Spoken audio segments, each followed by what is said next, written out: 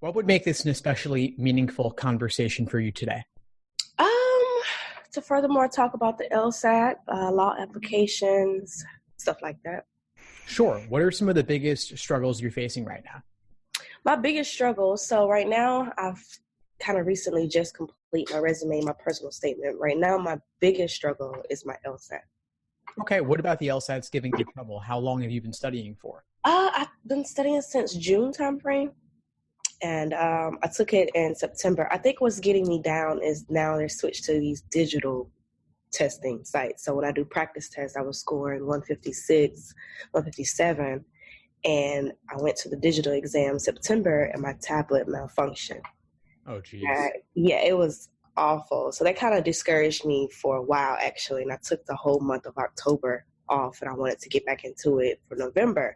So that's kind of, it's like no matter how hard you try, it's always something to stick you. And that's kind of what got me. Yeah, I hear you. There's definitely a lot of obstacles in the digital LSAT. The malfunctions are definitely yet another one.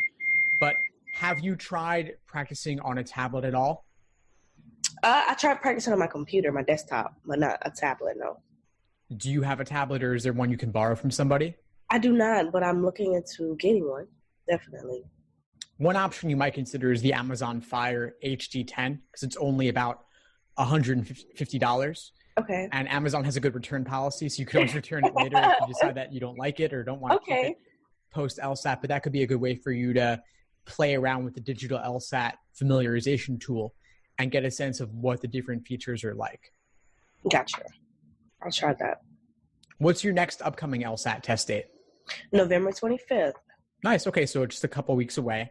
Right. What are you doing right now to prep? Kind of minimum on my own. I started before on my own and I didn't see any results. So my score, I started really low in the beginning and a year ago. And then I stopped and I started back this year. So I've been seeing increases in my score. That's good. I just want to encourage you to do a lot more on your own because the timing class is only the tip of the iceberg. You got to take what you get in class and apply it to the practice tests themselves. And the nice thing is that LSAT publishes nearly 100 released exams, extremely useful because they'll help you see the patterns underlying the exam. So if you learn something in class about how to approach a particular question type, you then want to do several dozen questions of that type to solidify your understanding of what they're asking for. Correct. So I'd encourage you to do more of that. And then also I want to ask you, how many full-length timed exams have you done? Wow. I've done about maybe 10, 9 or 10, I think. And were they timed strictly? Yes, they were. Good. Okay, so that'll help you prepare more fully for test day in terms of the pacing and endurance elements as well. Correct. Now, how many hours a week would you say that you're able to study on your own? I study maybe 5 or 6 hours a day. So multiply that by 7? It's a lot. That is a lot of hours. Wow. So you are doing a lot on your own. Yeah, for the most part. Good. So when you study, what does it look like? Do you crack open a book and where do you begin? Do you have any kind of plan? I'll do the questions. I'll do those timed. I'll do a section. And I start from there. Good. And I'll review whatever I get wrong and solidify it for the next time. And what does your review process look like? Review process, primarily reading over the correct, if I got it wrong, I'll read over the correct question, read their reasoning, and I'll try to understand why they feel this is correct and apply it next time. If I got it right, if I got the question correct, I'll go back and try to solidify why I knew that was the correct answer. Good. And do you ever talk about the ones you got wrong or write out your own explanations? Oh, yes, sometimes. If I understand theirs, I won't. But if I don't, I'll go back and try to figure out, okay, this was right because of this. Good. Yeah, well, I want to encourage you to do that as much as possible. And you mentioned study groups. This review process would be a great thing to do in a study group where you actually explain the problems to each other. And you talk about the stimulus in your own words, like paraphrasing it for yourself, and then talking about what was tempting about the wrong answer that made you pick it and what ultimately makes it wrong. and what's discouraging about the right answer that pushes you away from it, and what ultimately makes it correct. You really got to puzzle over these things. And if you read the explanation and say, I get it, and move on, you might actually get it, but you might not really get it. And you just feel like you get it in that moment, but an hour later, you might lose it all, right? That's definitely true. I've done that before in the beginning. No, it happens to everybody, but if you lose it after an hour, you never really had it in the first place. You got to be able to explain it in your own words, and not just rereading the stimulus or rereading the explanation, but actually using different words to explain the same concept, because that's how you prove that you really have it internally. Gotcha. So are there any particular question types or sections that give you trouble, or things like pacing? What do you say is the biggest struggle? The biggest struggle right now is reading comp. That is okay. And how are you approaching it right now? Right now, I'm currently, when I get a passage, I'll break it up by paragraphs. And I'll usually summarize that paragraph in my own words when I get done reading what that means. And then I go to the paragraph 2, what that means. And I go to paragraph 3, what that means. And overall, I'll have different summaries. I'll have different summaries for however many paragraphs it is. And so I won't keep flipping back between the questions. And that's where I lose time. I flip back between the section and the questions. And that eats away at my time. So I try to create these summary blocks and then just go into the questions. This is going great for right now. I forget average on 16 questions correct, but I want to definitely increase. Sure. So you're a lot of flipping back and forth. Are you even doing that for the main idea and primary purpose questions? No, not the main idea and primary, just like inference questions. They have a few weekend questions in there, stuff like that. Well, flipping back is okay, but I want to make sure that before you get into the questions, you at least have a good idea of what the main idea is, what the author's opinion is, and then where to go in the passage to find things when you need them. Gotcha. Now, on the digital LSAT, you can't really write on the passage itself. And the highlighting and underlining tools, do you use those at all?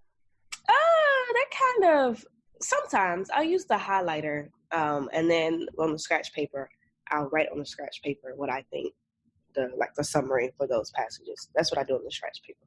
Good. Yeah, I'd suggest keeping most of it on the scratch paper because, as you know, digital LSAT malfunctions, you can't really count on the highlighter. Yeah, you cannot. You can't count on scrolling either. Mine got stuck. Oh, wow. Yeah, it was pretty bad. Did you complain to LSAC or did you cancel your score? What did you end up doing? This was the crazy situation. So I took it, I took it September 21st, right?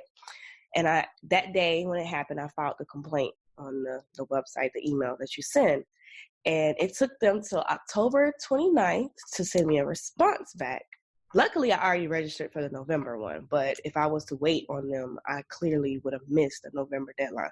So they sent me an email saying, well, we're sorry, it's our fault, and we only give you 2 options. You can either cancel it or release it, but I don't know my score, which kind of made me very anxious because I didn't know what I was canceling or what I was releasing. So ultimately, I chose to just cancel the score, and they gave me a free registration for January. That was the end result.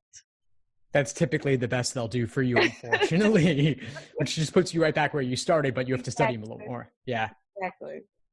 But yeah, I think you probably made the right move. If you were having trouble scrolling, that's a huge issue, obviously, and that would waste your time, right? And selecting answers. The pen wouldn't even select answers, nor my finger. So, I mean, I'm in the test group just beating at the tablet. It was pretty bad.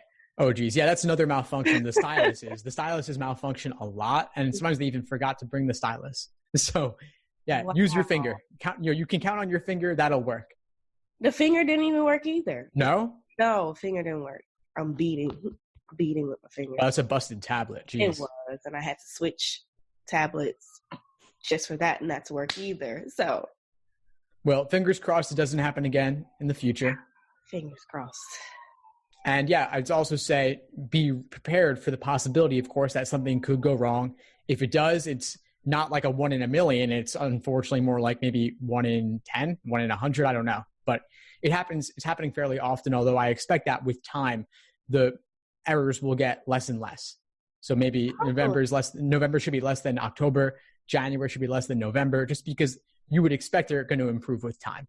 You would expect that, but it's kind of, we're on a crunch schedule here for scholarships, applications, and it's like you guys are hindering our application process with these tablets. It's kind of discouraging at the same point, because you study all this time just to get in there and whoop, the tablet don't work, but hey, you can take it again. So yeah, no, it's absolutely inexcusable that they rolled this out so quickly with so many issues. It's like they were rushing to catch up with the GRE folks who've been digital for years and years. Exactly. And that's something you can't rush.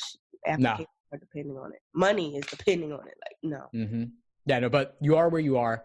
And the good news is that even just getting a couple points more on the LSAT will outweigh any delay in your application. Yep. Applying early matters much less than it used to. And even just getting a single point more could be worth delaying your application by a month or two.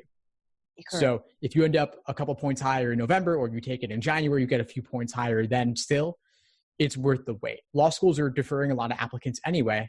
They're waitlisting them because they want to see who else comes along. Gotcha. So they want that score, that number is what really matters in the end. Gotcha. That's understandable as well. But it sounds like you're doing all the right things. You're putting in the time on your own. You're in the course. You have the study group. You're doing everything you should be. Thank you. I try. It's been a journey.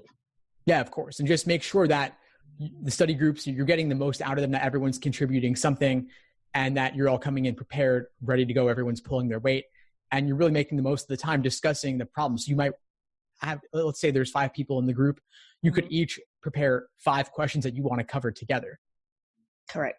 And then 5 times 5, 25. That could take you 3 to 4 hours at least if you're really discussing them in depth. Correct. That's true. Awesome, Adriana. So what would you say is the biggest insight you got from our call today? Insight would be to make sure that I'm actually fully understanding each question, and I'm not doing it anyway, but make sure I'm fully understanding each question, because an hour later, make sure you can actually do it again as well to make sure it's actually stick in your mind. Awesome. Fantastic. Well, it's been great connecting with you. Please keep in touch and let me know if I can help in any way as you move forward. Thank you, Steve. Thanks for tuning into the show. Please subscribe if you haven't done so already to be notified of new episodes as I release them. And feel free to reach out if you need anything at all as you move forward with your prep. I'm happy to help however I can. In the meantime, I'll wish you all the best and take care.